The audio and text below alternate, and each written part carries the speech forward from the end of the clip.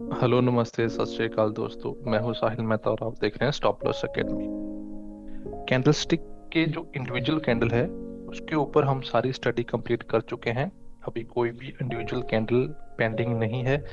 तो जो हमारे साथ फर्स्ट टाइम जुड़े हैं, जो कैंडल स्टिक पैटर्न से कैंडल स्टिक के बारे में कंप्लीट जानकारी चाहते हैं, वो हमारा कंप्लीट कोर्स देख सकते हैं। पिछली कैंडल्स की जो भी हमने वीडियोस बनाई हैं उनको देखेंगे तभी आप आगे की चीजें समझ लेंगे। आगे चल के बहुत सारे टॉपिक अभी पेंडिंग है। जो मार्केट का बिहेवियर है, मार्केट कैसे ट्रेंड करता है, अप ट्रेंड क्या होता है, डाउन ट्रेंड क्या होता है, सपोर्ट रेजिस्टेंस क्या है, ऑप्शंस क्या है, ऑप्शन ग्रीक्स क्या है, और बहुत सारे साइकोलॉजिकल के ऊपर भी टॉपिक आएंगे।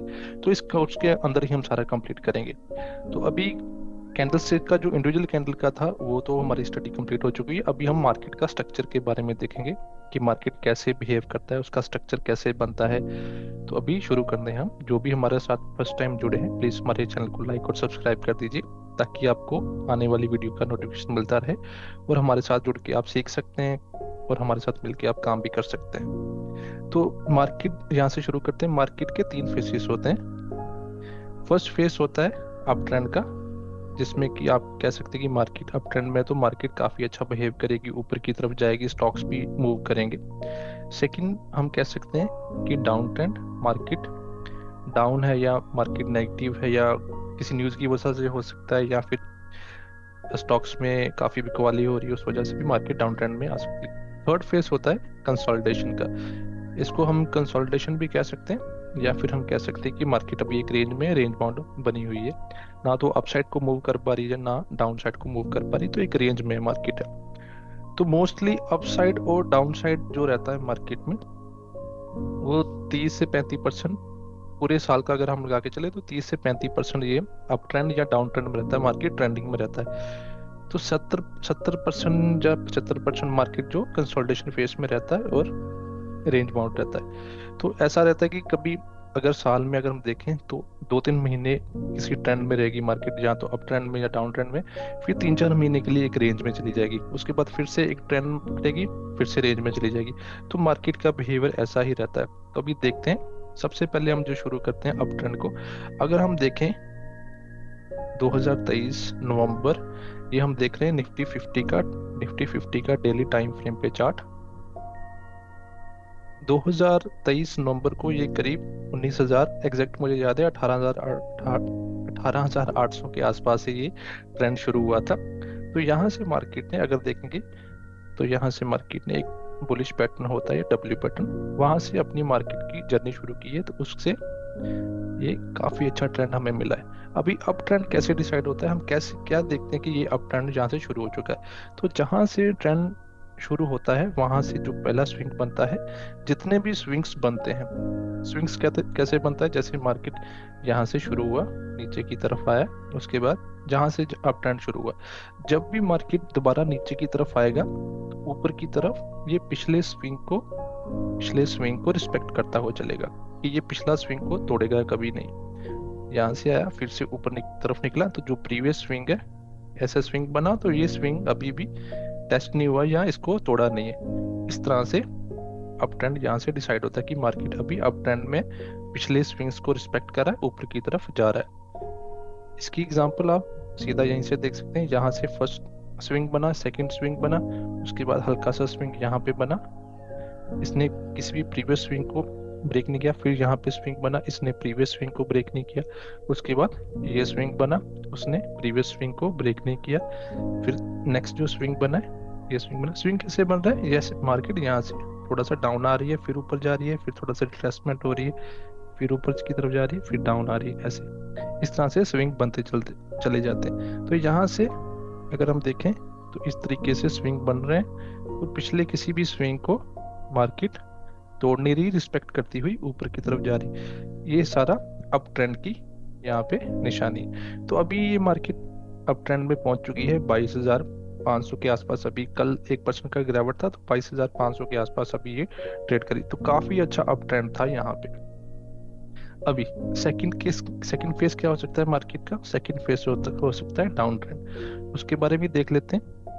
निफ्टी 50 को थोड़ा अगर चार्ट को हम पीछे की तरफ लेके जाएंगे तो पीछे हमें डाउन ट्रेंड दिखेगा, क्योंकि मार्केट डाउन ट्रेंड में भी था। तो अगर हम यहाँ पे देखें कुछ समय के लिए ये डेली टाइम फ्रेम पे ही हम देख रहे हैं दिसंबर 2022 के आसपास।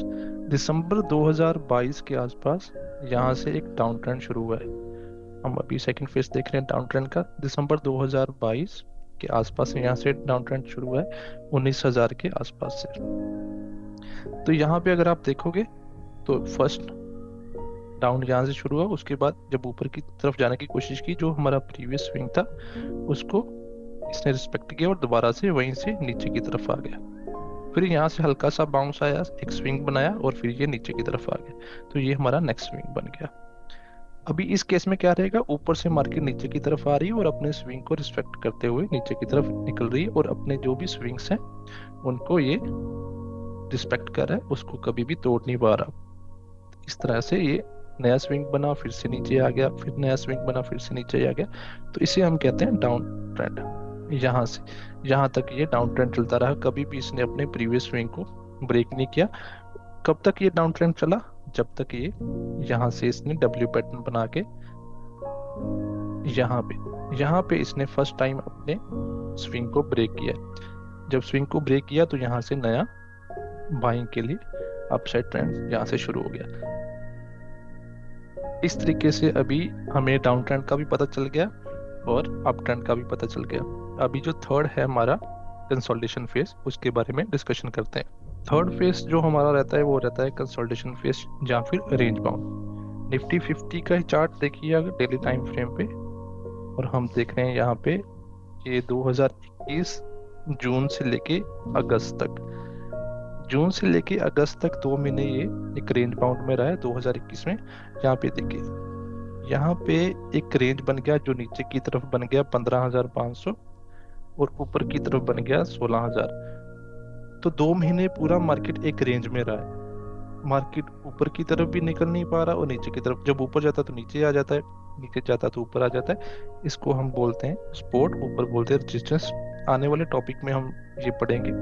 तो 2 महीने पूरे मार्केट एक ही रेंज में रहा है, 500 पॉइंट की रेंज में। उसके बाद जब भी मार्केट रेंज में रहता है, किसी भी साइड पे जब ब्रेकआउट होता है, जैसे मान लीजिए ऊपर की तरफ ब्रेकआउट हुआ तो बहुत अच्छा मोमेंटम मिला। किसी केस में अगर ये नीचे की तरफ निकलता तो बहुत अच्छा मोमेंटम मिलता, बहुत तेजी से मार्केट नीचे की तरफ निकलता जैसे ऊपर की तरफ गया।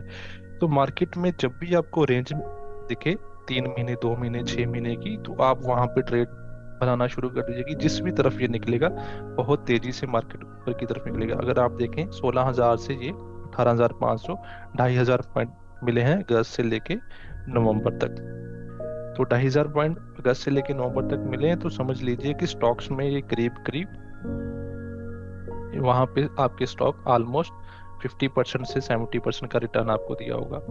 तो ये था, तीनों फेस हमने मार्केट के यहाँ पे कवर किए हैं, अप ट्रेंड भी, डाउन ट्रेंड भी और कंसोलिडेशन फेस भी। नेक्स्ट वीडियो में मिलेंगे नेक्स्ट टॉपिक पे। जिनको मेरी स्टडी आपको अच्छी लग रही है तो प्लीज़ हमारे चैनल को लाइक और सब्सक्राइब कीजिए। अगर आप चाहते हैं कि किसी एक टॉपिक के ऊपर मैं वीडियो बनाऊं तो उसके आप कमेंट सेक्शन में लिख सकते हैं। अगर आप चाहते हैं कि आपके किसी स्टॉक का मैं एनालाइज करूं, टेक्निकल के हिसाब से बताऊं कि एंट्री एग्जिट क्या हो सकता है, पोजीशन को होल्ड करना चाहिए या एग्जिट करना चाहिए, तो आप नीचे लिखे कमेंट सेक्शन में बता सकते हैं। आज के लिए इतना ही, मिलते हैं नेक्स्ट वीडियो में। Thank you.